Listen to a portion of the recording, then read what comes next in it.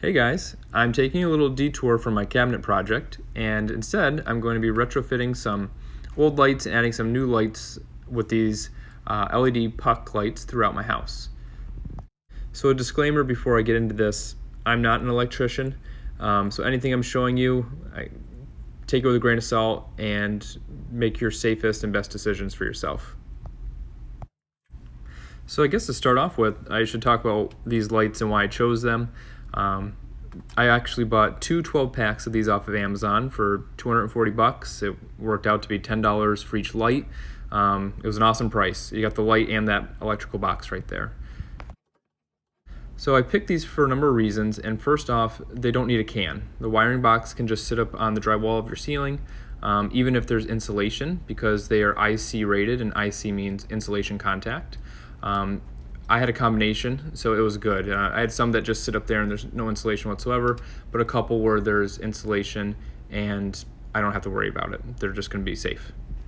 Now, the next reason I picked these is because they're only a ½ inch thick, and that meant they could be mounted right underneath a joist, something that a can light couldn't do. And since I had a number of lights I was retrofitting, and those lights were attached to electrical boxes that were attached to joists, I knew I would either have to take those lights down and patch the drywall and then move the light over a few inches to miss the joist, or in this case, I didn't have to do that. I was able to take the old light down, the old electrical boxes out, and just increase the hole, and this was able to pop up right underneath.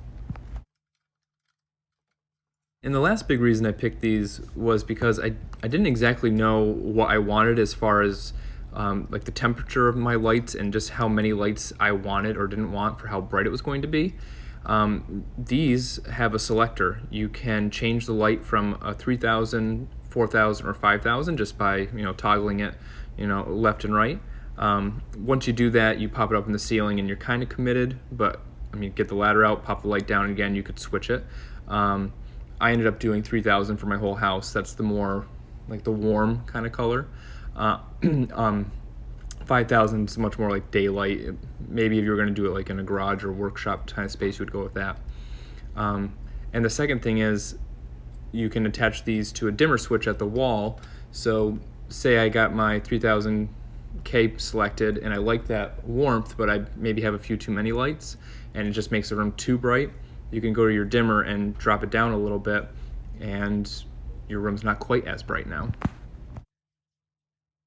I'll make sure to link the lights down in the description along with any of the other tools I was using.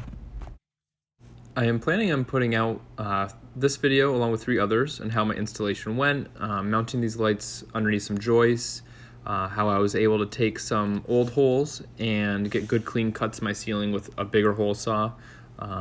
These lights, you should know, are not 6-inch lights. They're like 6 1/8. So a 6-inch hole saw is just a hair too small. I ended up using a hole saw that was metric, 155 millimeters. But I was able to take those old holes and get good clean cuts with this bigger hole saw, which could be a bit tricky. Another video on how I was able to really reduce the amount of drywall dust with this like dust catcher that you can attach to your drill. So if you like this video and you want to see how I did those other things and get a notification for when those videos come out, like this and please subscribe. So installation is pretty easy for these, and for this video I decided to do this down in my shop because it would have been pretty hard to film the wiring when I'm on top of a ladder up at the ceiling. But I was using 14-2 wire, and each time I had a wire go in, I did it at a different one of those holes with one of the connector clamps. I had a combination of boxes like this that only had 1 wire going in, and some boxes that had 2, and 2 boxes in my whole project that actually had 3 connectors going in, or wires going in, all going into those, I think they're called Wago connectors. And as far as the connections went, those seemed to work really well.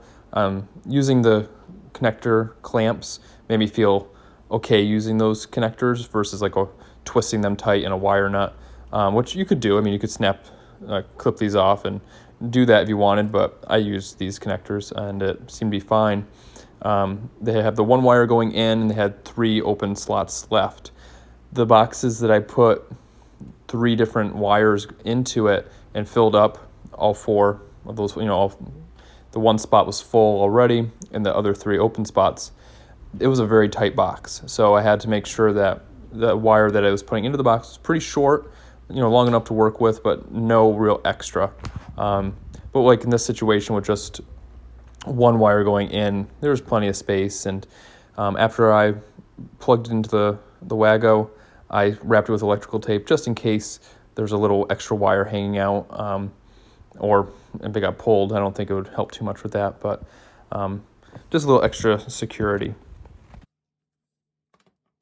Well guys, thanks for watching, and make sure to check out the other videos I put out about this lighting project, and good luck with whatever you're working on.